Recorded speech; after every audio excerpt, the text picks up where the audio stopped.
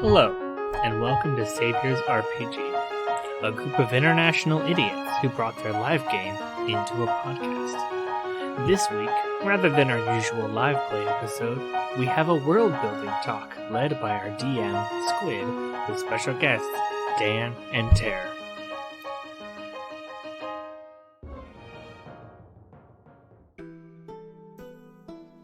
Welcome to a world-building episode of our podcast. We have streamed these in the past, but this is the first time we have done it for the podcast. And I'll start by giving just a wee small introduction to our world and the topic of today's world building. So, our world is formerly called Beatha Reaban, but is most commonly just known as the Ribbon. It is a ring world with a moon in its centre and has several land masses on it. You can see the edges of the horizon curling up when you're looking towards the dawn or the dusk. And a lot of the atmosphere and things actually block the views of what would be the opposite side of the rings and stuff, or indeed the moon does that as well. But what we are here to discuss today is following our story with Bitter Wind. I have Dan Hobbs and Terrorblades, who were the players in that story, with me here today. Hello, gentlemen. Hello. Greetings. And we thought we would put a little bit of bones onto the clan of orcs that they were part of in that story, called the Daig Scale. Now, the Daig Scale are one of 5 separate orcish tribes that are on the Ribbon. We have the Black Orcs, which are known as the Dorsha Darag. We have the Blue Orcs, which are the Gorm Ton. The Green Orcs, which are the Coniecht Uan, and the Red Orcs of the Clogan Darag. And obviously the Scale Daig are the the Daig Scale are the White Orcs. Each tribe comes from its own region, and the Daig Scale themselves are from the wintry wastes of the continent of O'Ir, which has areas of extreme polar barrenness, taiga forests, and sort of small sub-polar patches of pasture and farmland and hunting. And obviously there is a lot of sea coastline here. So each of the main orcish tribes are also broken down into minor tribes or family groups, which is, you were part of the Pale Ghosts, I think, if I remember rightly as well. And really, I don't know where you want to start. Do you want to start as a broad sweep of the larger White Orc tribes, or are you wanting to do something more specific with the tribes that you were part of?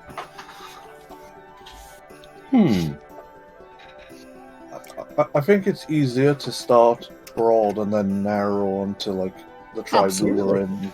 Yeah. That's fine. Now, broadly speaking then, are there shared leaderships or anything? Like, although there's broken down to family groups, is there some sort of formal or even informal hierarchical structure within those family groups? As in, is there a family at the top, or is there a de facto leader at the top of the overall tribe? Are we talking about the general white orcs? Yeah, the general, yes. So is there scaling between the family groups, which you were part of the Pale Ghosts? Are they themselves within a hierarchy amongst all the different family groups in the broader family of the White Orcs?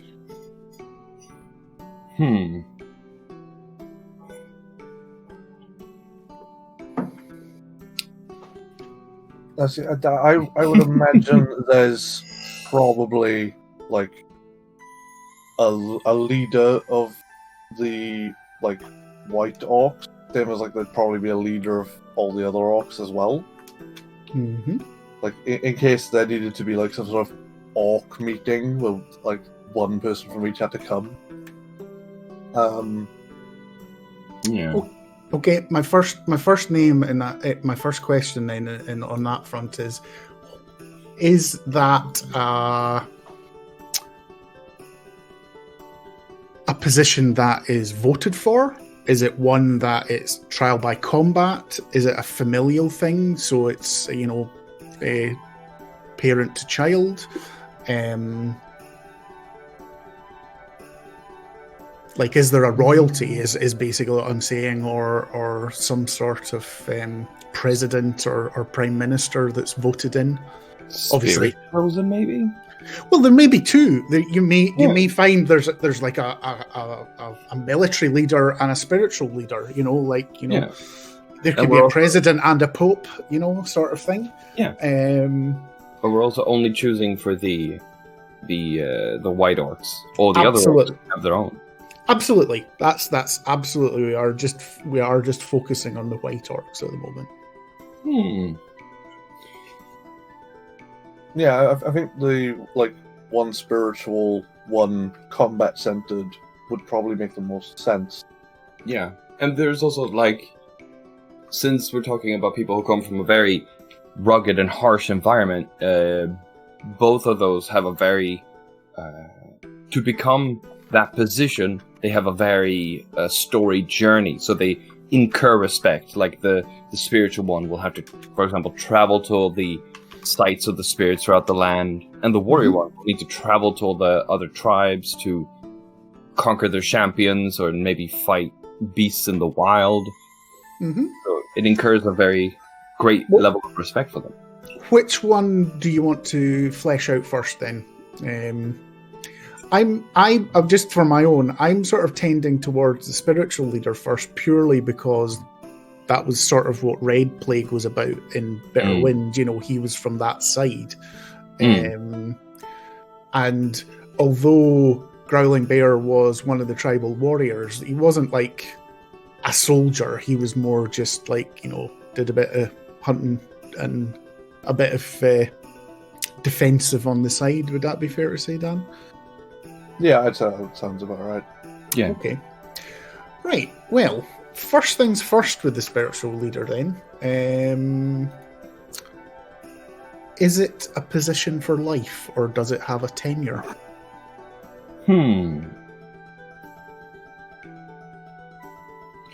Could it be that that's a position that they hold as long as the sort of the spirits have put their faith in him or her or whatever? Right, so there's no challenging for the position, but maybe they have to do a ritual every 5 or 10 years where the spirits of the ancestors say, yes, you're doing a good job, so you're allowed to continue. And it's only if that doesn't happen and they do something to anger the spirits, then they are immediately removed from the position, and then they try and find someone else to ascend to that position. How does that sound? Yeah,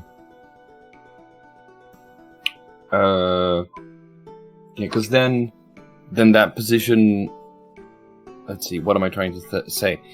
The position, that person may be moved every time that happens, but on the other hand, every time it moves, it goes to somebody who is the correct one.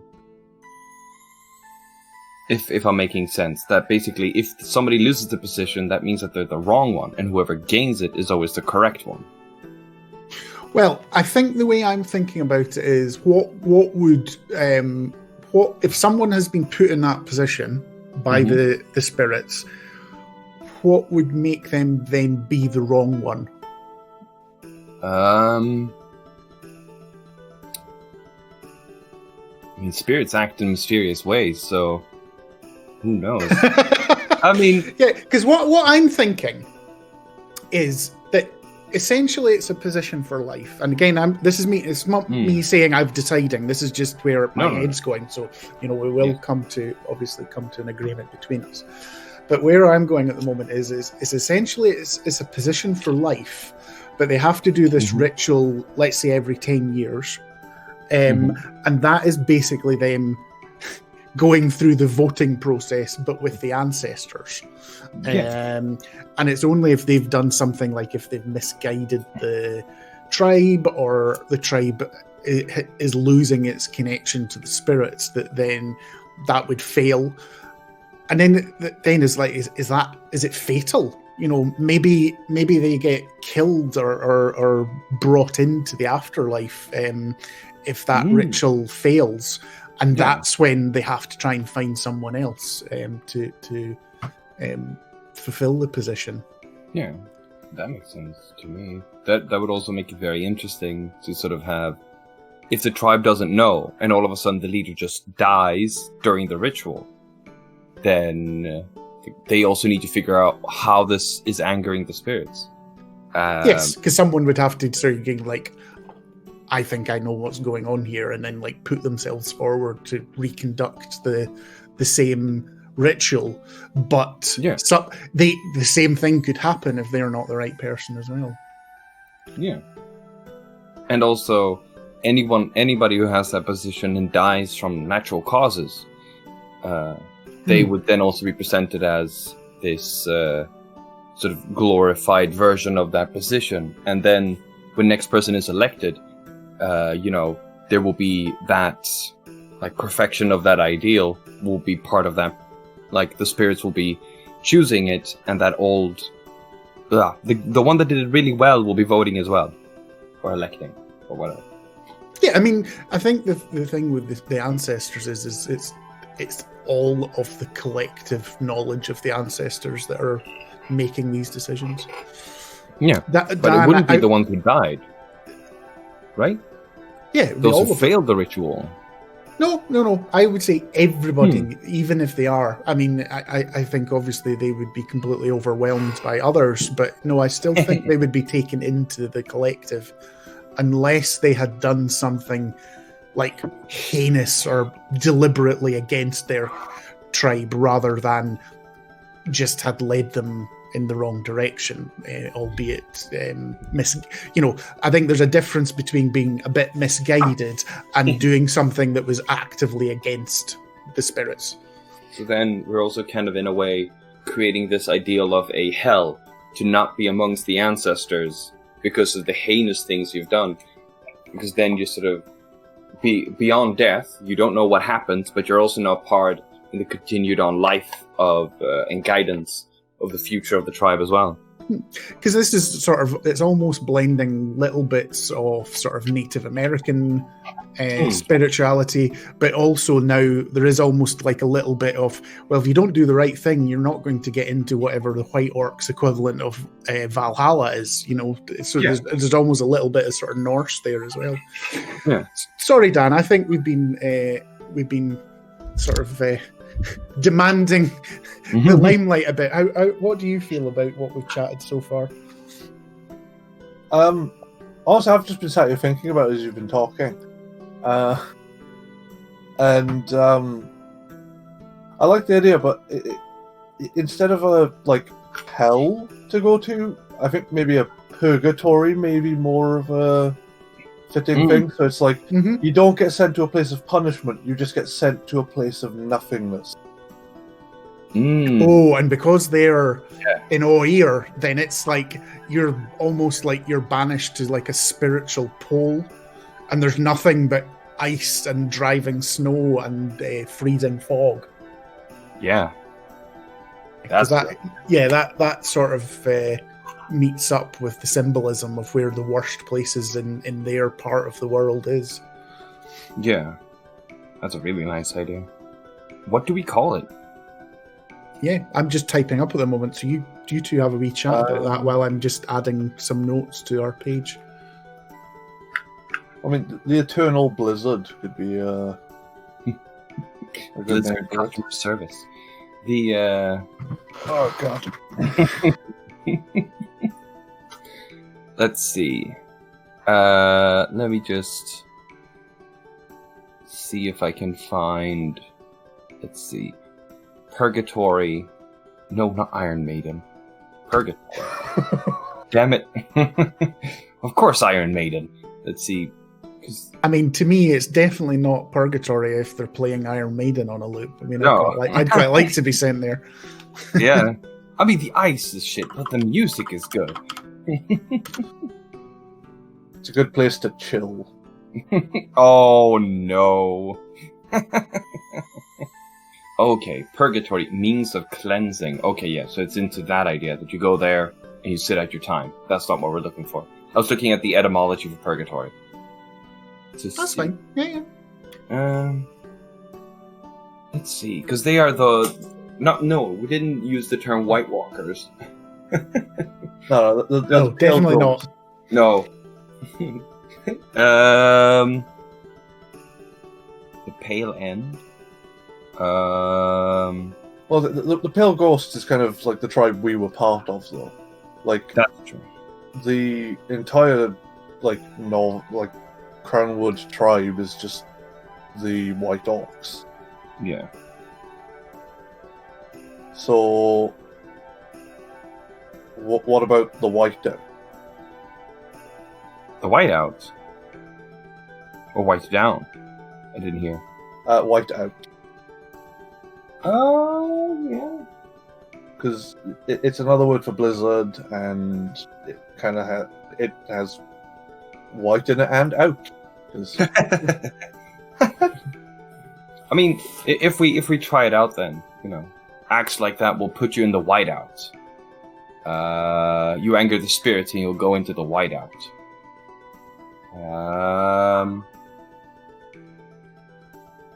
He is lost in the whiteout. I don't know.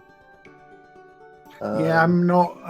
I'm sort of going along the lines of something like the faded boundary, or that doesn't do it either. Again, I'm just scrolling down thesaurus, and apparently another word for tempest is a convulsion. Convulsatorium. No, because it's not a tempest. I don't think. No, I don't think that might be more something for the blue orcs whenever we get around to them. Which one were they again? They are based at the sea. Ah, yes. I mean, a tempest is just another word for a wild storm, and a storm doesn't necessarily have to mean water. Yeah, I don't see this as being like a storm though. It's more just like, it's almost like snowblind, like permanent snow blindness and coldness. Yes, there might be a little bit of driving wind, but I don't see it as like an actual storm. Great blindness? Yeah. Purgatory. Did the orcs also believe in reincarnation? I would assume so. Wait, if their spirits go to the spirits, then they can't be reincarnated. No, they definitely do not attribute to the normal pantheon of the ribbon. Yeah.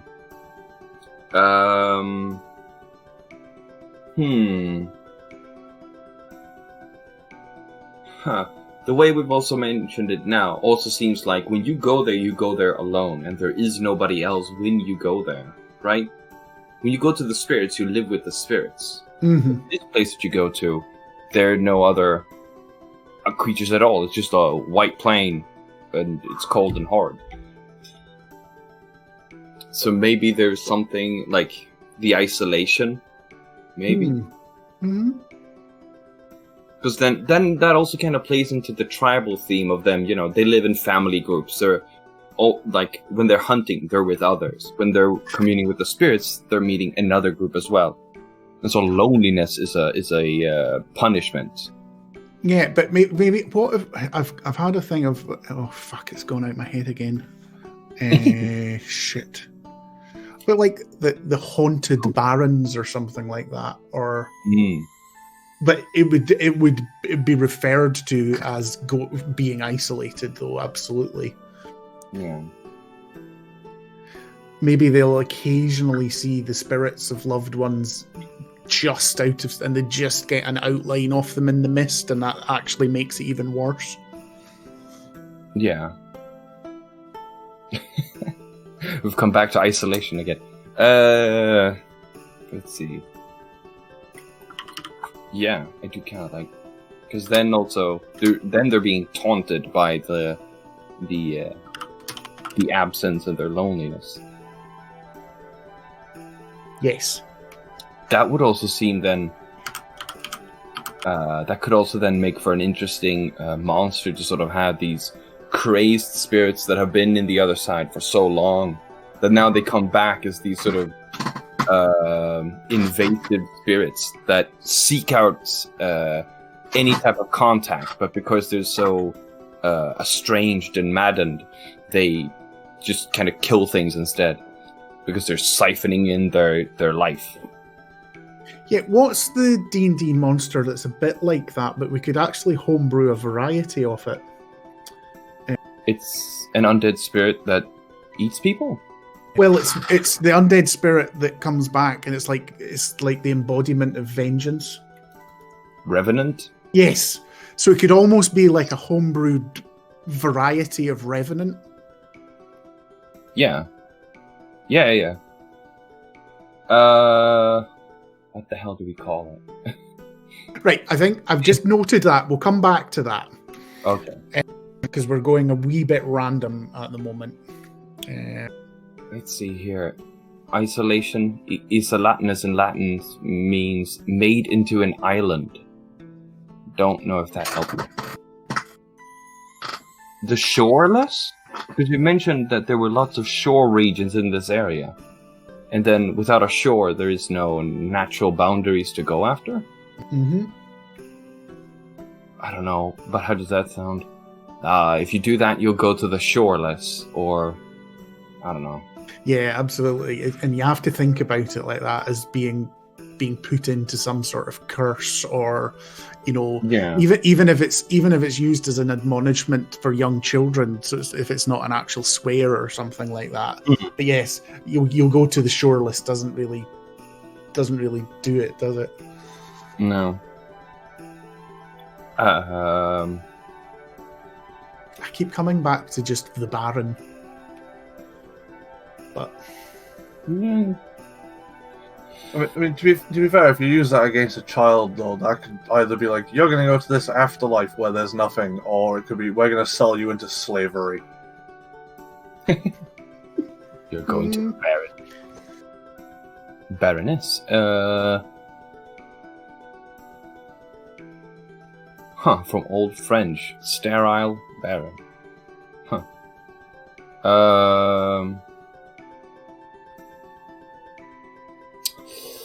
Let's see. What could it be? I don't know. I mean, there would be Baron, Blizzard, Isolation. I mean, of course, you could do the two that what you and I have suggested, and then call it like the Barren Shores. Yeah. Or the shores off something, even if it's not barren. It could be the shores of isolation. That sounds like a Doom level. Well, I mean, is that not kind of what we're going for? Yeah, I guess. But I mean, I did also like Dan's idea to have the blizzard thing in there as well, because then then it's always a visual like warning when it's a harsh winter. Like, this is just the taste of the punishment for those who are not proper. I forget the word. English hard. Yeah.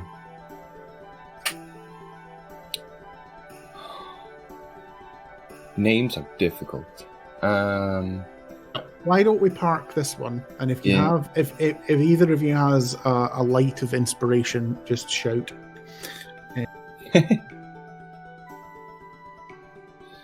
Right, so we have then... This position is held for life unless they fail the ritual. Yes. Yeah. They are chosen by the spirits via the ritual. Correct. We haven't had any limit onto that person, so that person, from the sounds of it, could also be the martial champion as well.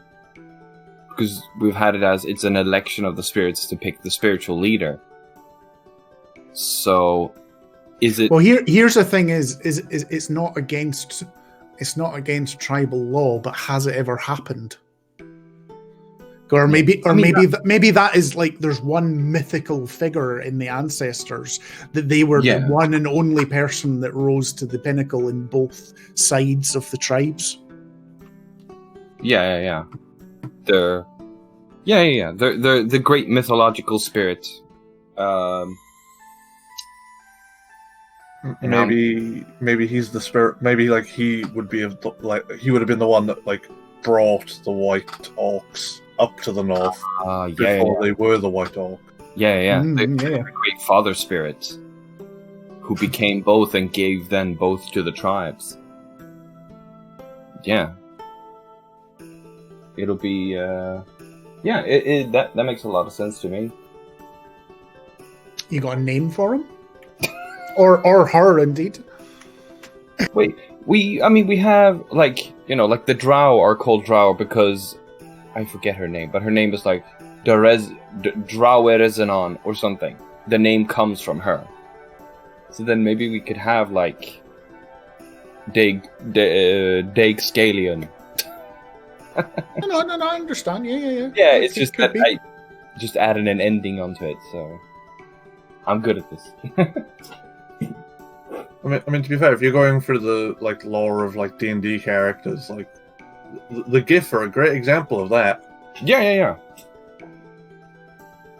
The great leader that freed them, GIF. Yeah, exactly. And then depending, like, if I remember correctly, the Githzerai were named after their spiritual leader, Sarai. I could remember that wrong, but yeah. It's like... it's pretty much that. Yeah. So, I mean, that could work as well. Because it was the Dag scale, and it also sounded like you had a name for what that means, right? Yeah, I mean, it's basically the snow ghosts, is what that means. Yeah. Well, I mean, maybe it could be like he was an orc that was born with, let's say, like some form of like D&D albinism. Yeah. Yeah. So he was actually shunned by another group and then went north. Yeah, and then we'll also have that thing that lots of stories have. He was shunned and he left with his people. It's never explained how he got those people or where they come from. It's just the people came with him. Well, again, I think a future world building can literally just be doing this. All we need is like a couple of sentences at the moment, and that could be an entire world building again of just putting the bones of the mythology of this person together. Yeah.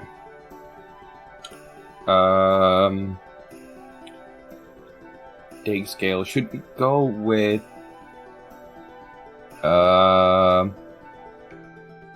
like, say we'll add something like Taton Dag scale, and it will be, Father White Ghost.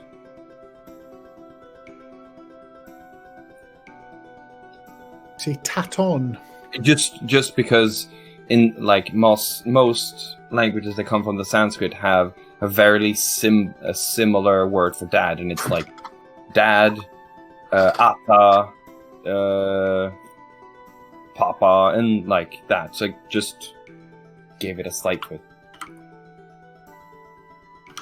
Well, because these words are quite sort of Gallic in names, on the same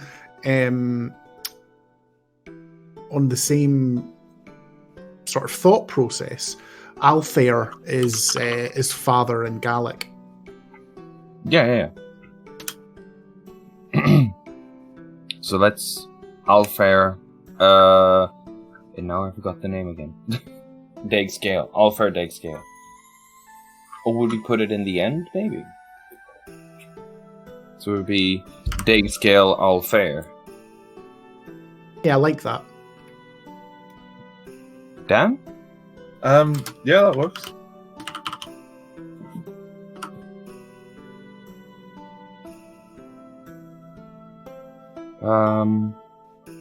Right, so we have this mythological person, and I would also assume that every tribe has their own stories about this person as well, you know? Yeah, I think that the only other thing that we really want to decide is which of the other tribes did he split from? Because when we eventually go to them, we will need to at least mention this. Again, because Oir is so remote and difficult to get to, I would again suggest the blue orcs would be the most logical because they are seafaring and based on the oceans. We could also have him meet all the other tribes and have an event of he came from these orcs and they shunned him.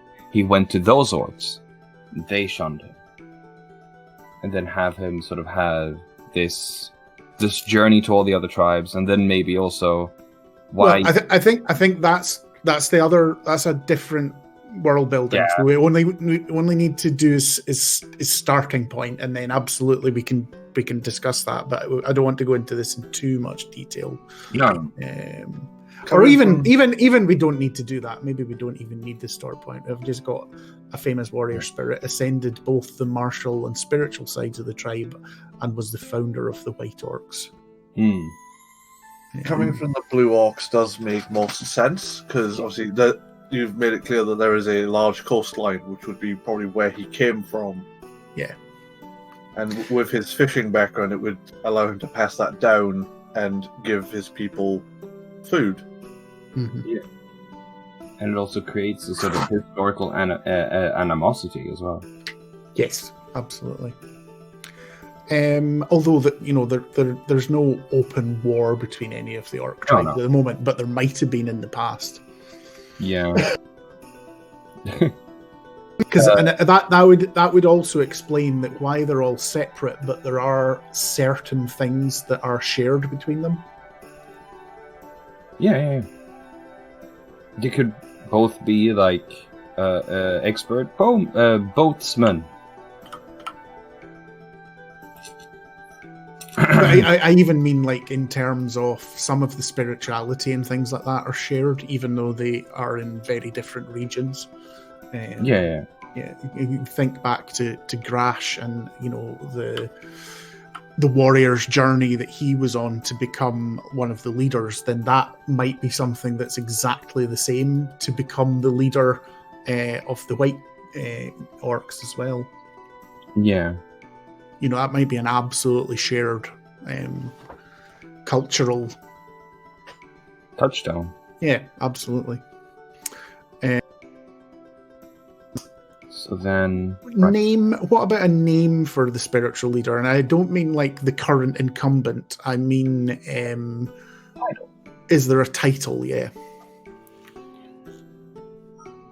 Or is it indeed a name that when you become this spiritual leader, you give, you remove your previous name and what you were called, and then this is the mantle you take on. So it's not just a ceremonial headdress and a cape, but you actually take on the name. I don't know. I don't know. What do you think, Dan? I think I have no idea how to pronounce this, but I'm putting something in the chat for Squid to read. Okay. Because I can't understand a word of that. But Niach Spiodradale Gale.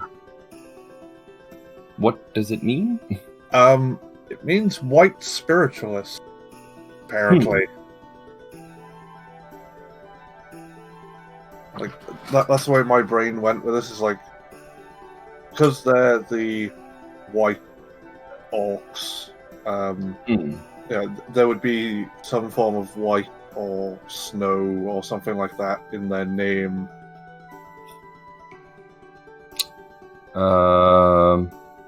Do we want both titles? We have both titles coming from a singular person, with like a story with him.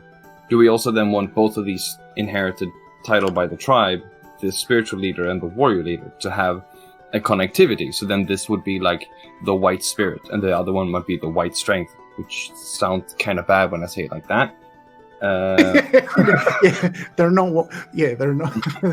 Yeah, that's the last thing we need is a leader that's just called White Power. The white orcs. But then maybe to avoid that a little bit, because obviously have to be a bit careful that we don't basically create a load of white nationalists by accident. Because the thing is to say is their skin tone is not white. You know, they are the normal. They're called, even if the original one was like an albino or something like that, they are orcs of normal hue of greens and browns and things. They are called the white ghosts purely because of where they live and the snow and the ice that mostly surrounds them. That's 100% where that comes from. But whilst we have to be careful, it certainly has merit in terms of that. But maybe instead of white, it is like snow, like the snow spirit and the strength of snow or the strength of ice or something like that. We're going to run into an issue there. Mm-hmm. What did you name your dragon, Squid? I don't know. That was Sneacht. I'll be honest, the way you say it and the way snow is spelt in Gaelic, very similar. Oh yeah, absolutely, yeah. Because that's what I mean. It's like, are we going to stick to the Gaelic naming thing of like, if you are this leader, then you have the Gaelic form of it? Well, no. It definitely doesn't have to be that at all. Because the day of Daig Scale is basically ice. A pale spirit, I think, is a monster in D&D.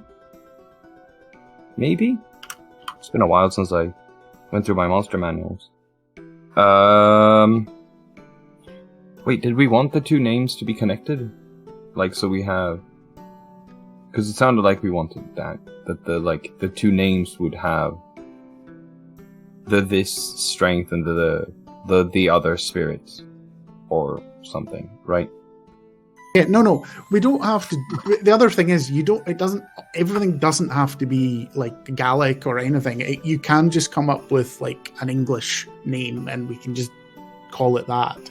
Whilst there will always be aspects of being here, I don't think we want to get hung up on having everything like in like, you know, another language or anything. So I mean, I'm very happy for it to be just an English name as well. I mean, I have an old English translation website, so I mean, we're going to be...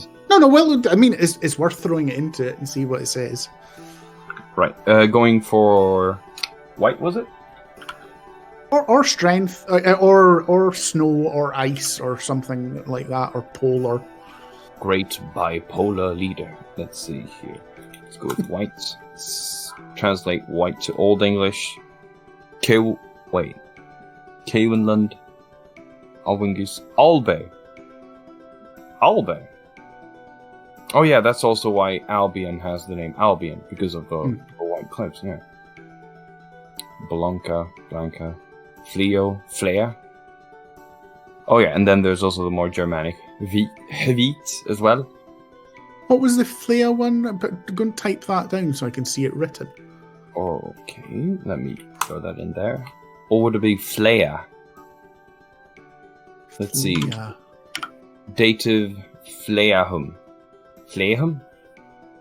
Fleas?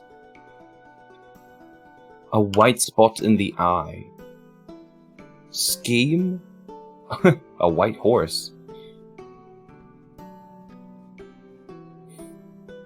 Honestly, I don't know what we would call a spiritual leader in the snow. I don't know. I kind of like having something, because then it also becomes connected to having something, Albo or Albion. Maybe not Albion, but you know.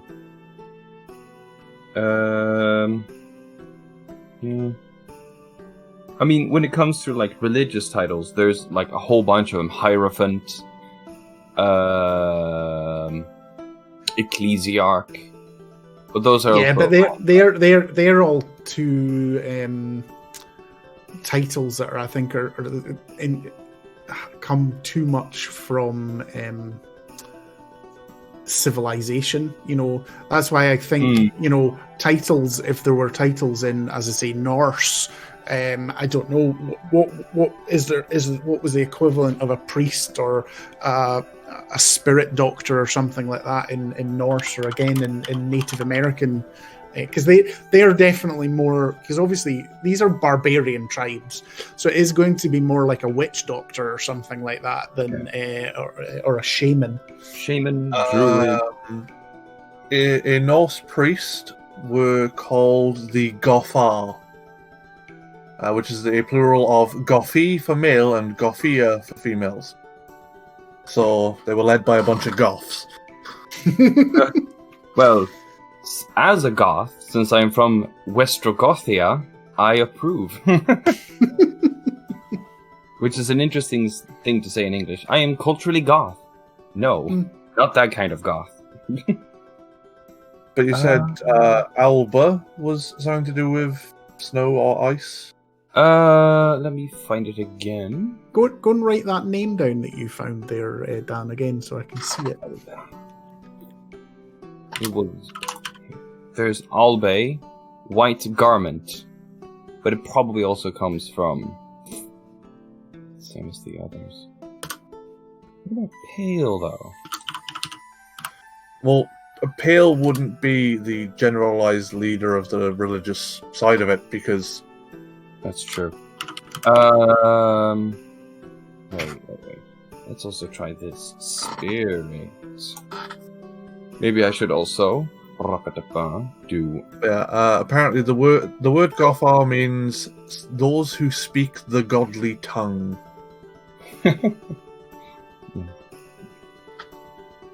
Gothi would be what the Romans would have referred to them as well. The Gothic tribes. Because they have a pageant to adding an I at the end to make it sort of the tribal name. Never mind. So, what if we aim for something along the lines of like a snow guide? Like just some word for snow and guide? Yeah. I mean, that also seems to fill into what we've added so far, that it's a spiritual leader for the tribe, so then it would be like a spiritual guide for the entire tribe. Foul, expression used as a charm, evil spirit.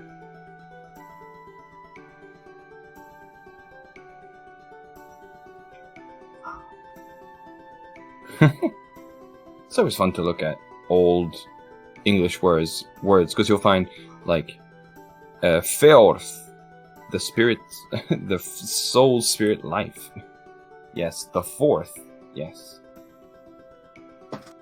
Because if Gothar is like a leader or something like that, then I like that. If that could be the thing. So both of the military and the spiritual are Gothar, but one of them's Gothar Flea, and then one of them's Gothar whatever, a name for strength that they come up with.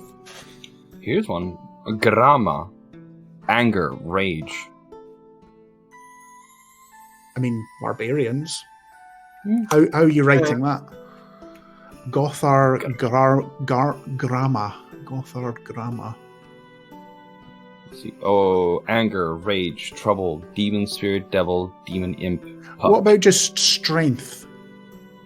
Let's try here. STRENGTH. English hard. Let's see. As I've said to you many times, Terror, your English is exceptional considering it is not your first language. So I know, but it's I would not worry about it. A lot of people would not notice that English is not your first language. It's just every time, and I've read since I was like 6 years old, I still put the T after the H at strength. So it used to spell it way worse. I know native English speakers that speak and understand English worse than you, Terror, so please. Oh, damn. School, now that is bad. Scandinavian school has served you well. So, what did your translator come up with? Let's see. Let's see here. Seth. Okay, no. Afol. Algeum. All power, strength, might. Almost. Kraft. Senpu. Let's see here. Efoth. Igthraku.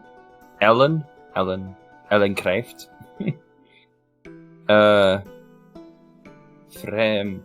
Frameth. I don't know. I think Ellen might be a good one because it has fortitude involved in its meaning. Ellen.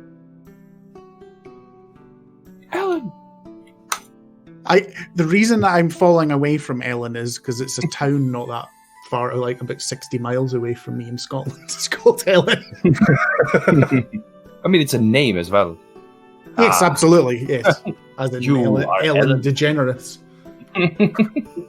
Clearly, she is the one of strength we have sought. I do kind of like Kraft because it's strength, power, but it's also skill and art.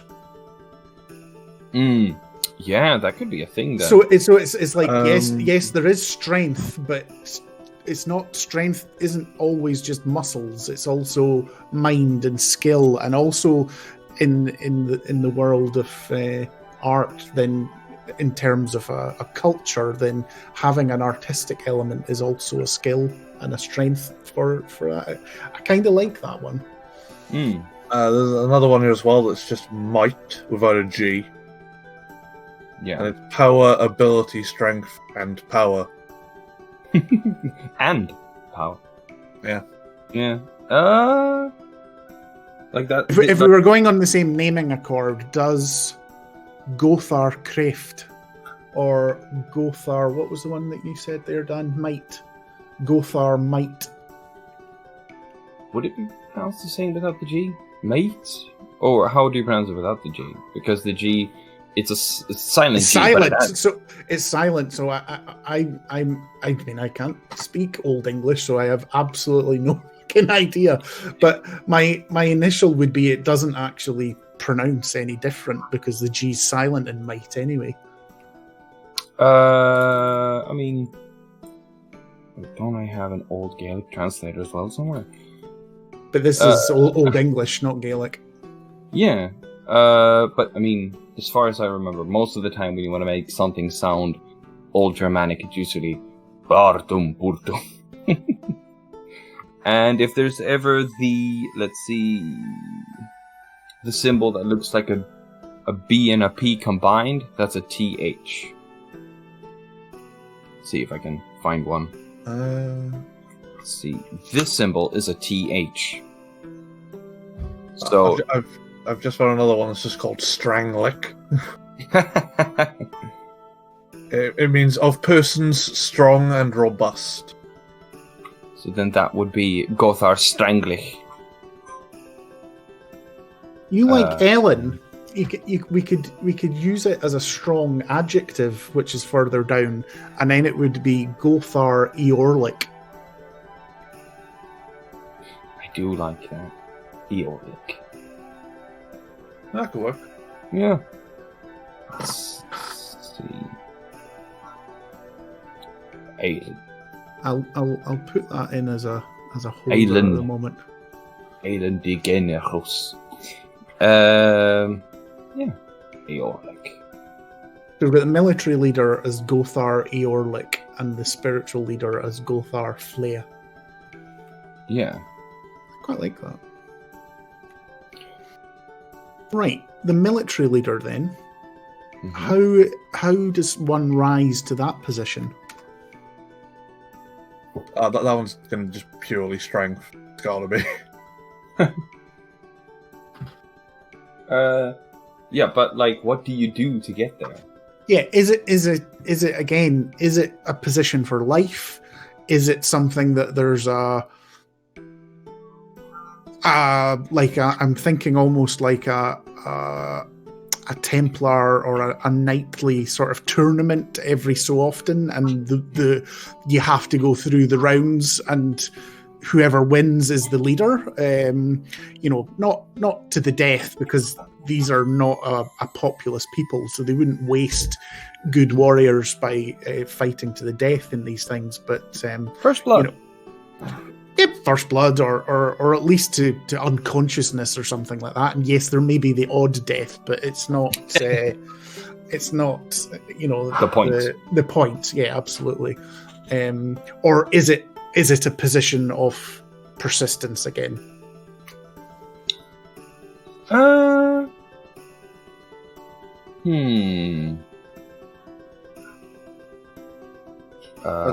think it would have to be a tournament-based thing, like every few years, because otherwise, it would have to be some sort of tournament that would be able to show your strategic thinking as well, because you can't just have someone that's run in and hit it till it dies, because no one wants to be the member of the crew run by Leroy Jenkins.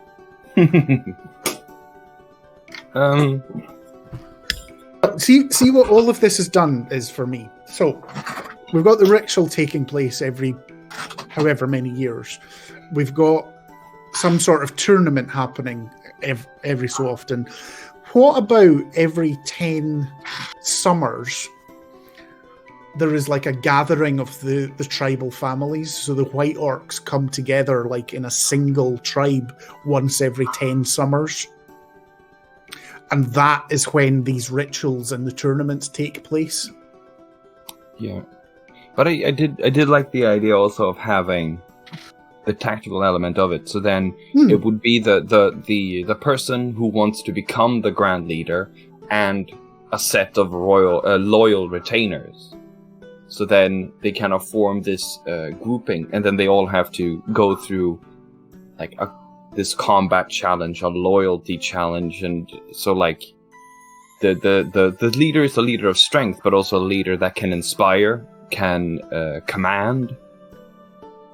And so then, even if it is this martial leader takes the entire tribe out to do the thing every 10 summers, these tests that test it in all the parts that would make a good military leader. Hunting? Sorry, I'm writing all this down. I think hunting has to be part of it as well. Absolutely, because I think strength. Although I've put military, I think in terms of these tribes, I think hunting and survival is almost as important as actual just martial skill. Yeah. I think as well, it's like at these tournaments is probably where they would decide as well who's going to run each of the individual tribes for the next 10 years as well. There would be so then the ritual would then, or this gathering might then have two separate segments then, where everybody has a self-determining element and then a public determining element. If that makes sense. Yeah, I like that, because then there's also like them over there, they did that. Like they can all kind of, when they're deciding what to do themselves, they can also then converse with other tribes and then also have an understanding of what they're doing and why, and then they can also make a decision, which then means that all the tribes have a very good interconnectivity for whenever they might have a change. Yeah, I really like that. I also think like it would be the role of like the spiritual leader to like discern where the spiritual, like the other spiritualists would need to be, and like the combat leader would decide where to put like the other people who were in the tournament, maybe, who like got runner-up, as like, you're going to be the chieftain of this village because you're good at this, and you're going to be good at that, so you can go there. And they'll have strategic value as to where he puts them. But would he place someone out of their own tribe into another one? Like, you're a good fighter, you're going to join this tribe now because they didn't perform as well. Well, I mean, so now you're now basically describing the NFL draft system. well, which I must admit I'm not adverse to as well. I actually really like it that they're sort of socialist in a way that they spread their strength out so the greater whole is stronger. Yeah. Well, that's the thing. Like, they are a tribe, and they have outlying, like, tribal, like, because they're all like individually like tribes, but they're all a greater tribe. So in that theory, they're all a big family anyway. Should we try and figure out what words we use for things as well? A tribe is that like it's the tribal nation of the pale orcs. No, the Daig scale, and then there's the tribal groups that are the pale ghost, pale walkers, pale ghost. Damn it, I'm losing all the names. Yeah, our tribe that we were part of is the Pale Ghosts. Yes, and I can imagine like other people would have like different tribal names. No, yeah, but I'm thinking that is the tribe, that is that size, but then also then the Daig scale are then the tribal nation. Yeah. Okay. That I've just posted in our chat, the Strengale Gatherung. That means the leaders gathering, which is what I was considering what this 10-yearly meeting is called. Strengale Gather. Yeah, I could see that working. Yeah. So I could also see it being like a 2-week-long festival of just debauchery and deliberation. Yes. On 2 separate sides. Yes, because although there'll be lots of formal things, there will also be marriages arranged because they will, maybe not think of it in such terms, but it's making sure the genes aren't too limited and and things like that. Yeah. So that there will be a bit of cross pollination, shall we say? But that might be part. I know I was joking about the NFL draft, but that's where that sort of thing is as well. Is well, if you take my son and I'll take your daughter, sort of thing, and not in a horrible forced way. I think I would also, because I think they care, I think they would also allow the individuals that were being discussed to have quite a major say in their own. I do see them as being not too demanding or insistent. It would be a case of, yes, there would be someone that would go to them and say, we think this isn't the best of the tribe as a whole, but they would still have the final say as to whether to accept it or not. Although they would be brought up in that this is actually a great honour to be asked to go and join with one of the other tribal families.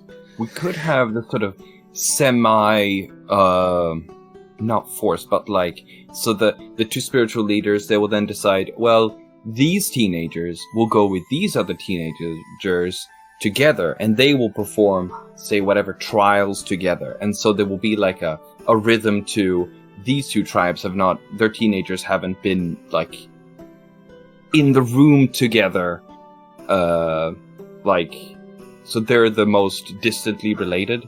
And so oh, we're not telling you guys to get together, but you'll be alone in the woods for a week, competing against each other, and there will be no parents involved, and you have drinking, and hoping bonds are made. Yeah. Okay, let's see. My problem there is, I'm pretty sure you just described the beginning of the Hunger Maze. Not the Hunger Maze. Hunger Game. Oh, really? Is that a thing? Yeah, there's a book called Maze Runner, and like kids Maze get Runner, yeah. put into a maze and they have to try and find their way out, but they don't know each other or anything. They just get plopped in there. Oh, and the hope is for them to bond. Well, no, the hope is for them to not die, but Surely that's accomplished by not putting them in the maze. you'd think so. But they keep doing it. I can't remember I've watched a couple of the Maze Runner films, and they're not great, but I can't. Outside, and they have to find a cure, but these kids are the only ones who have the cure in them. But they want to have intellect as well for some fucking reason, so they have to get through the maze. I don't know. It doesn't make sense, but what you've just said is pretty much like the basic.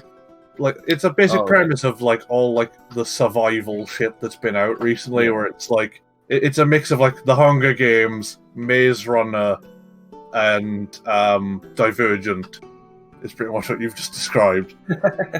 Okay. Then, yeah. I mean, it's only natural now that we seem to be entering into a post-apocalyptic landscape in the real world.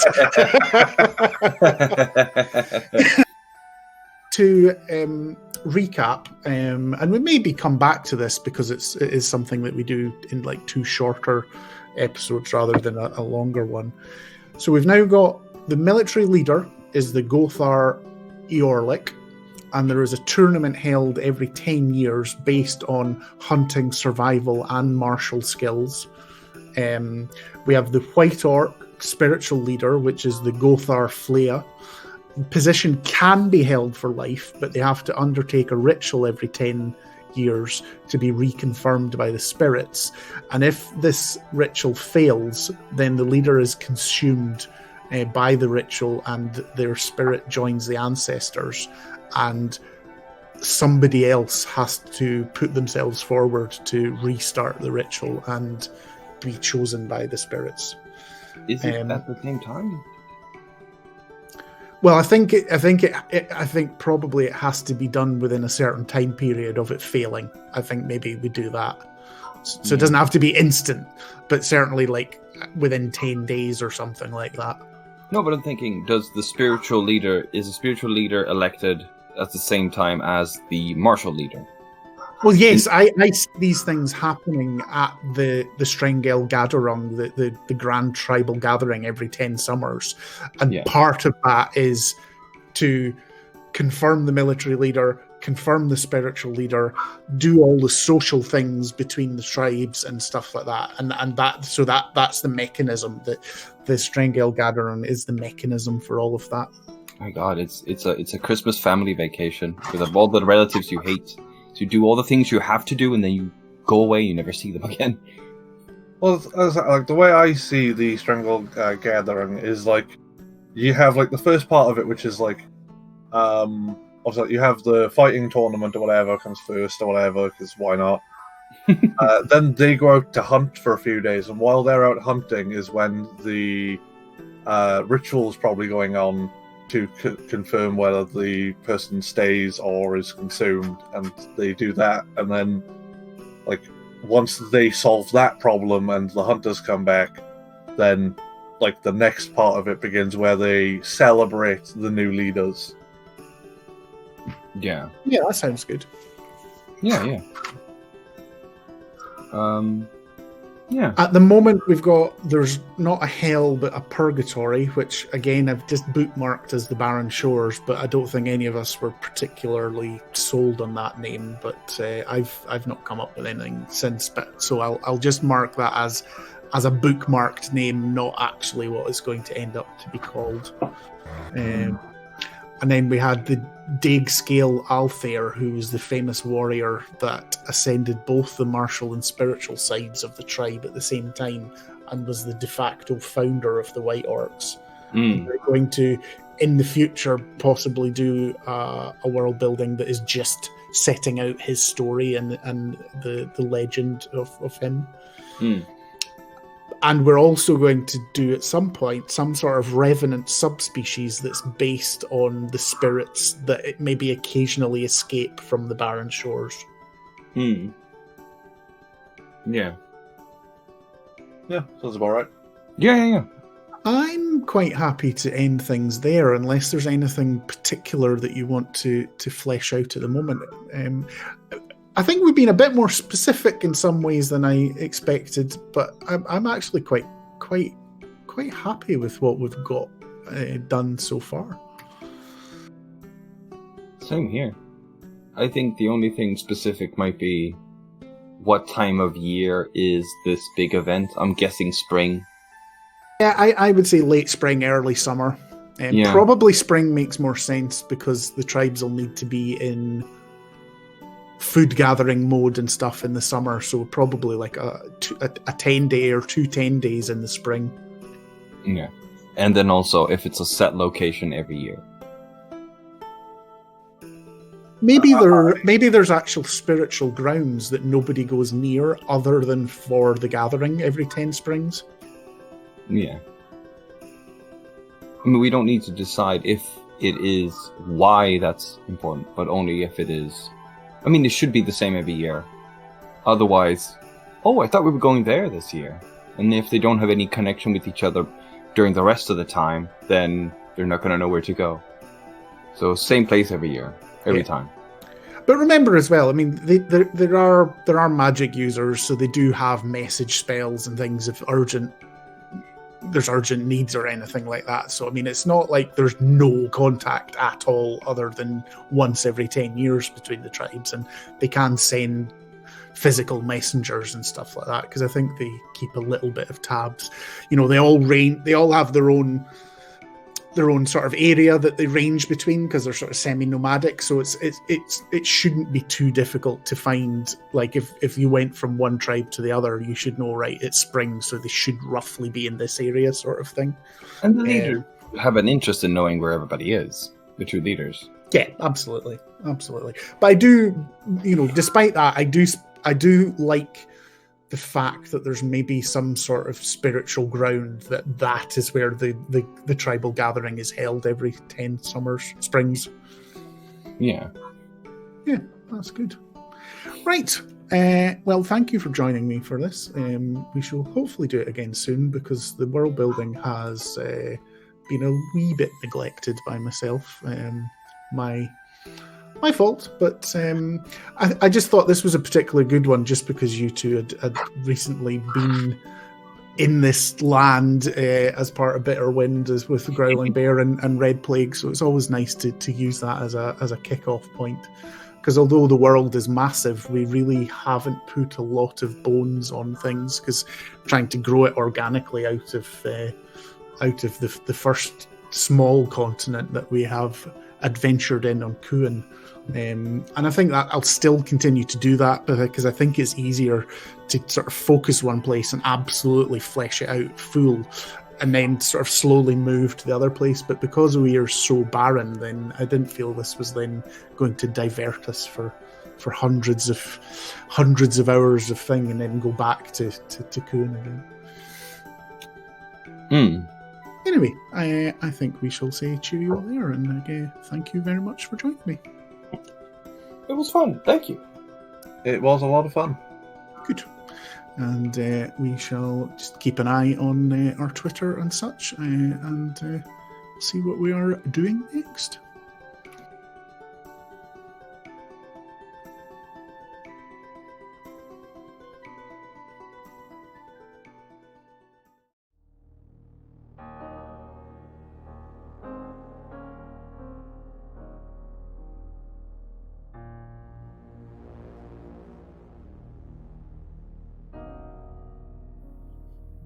Thank you for joining us this week for the world building of the Pale Orcs. DM Squid, joined by Terror and Dan Hobbs, worked together to flesh out the world of the Ribbon. Intro and outro music is provided by Rick Lloyd, who can be found at aitm.bandcamp.com. The Savior's Twitter can be found in the podcast information below. If you enjoyed this, tell a friend. And as always, join us in 2 weeks, but this time we will begin a new story with a new DM and a new game type.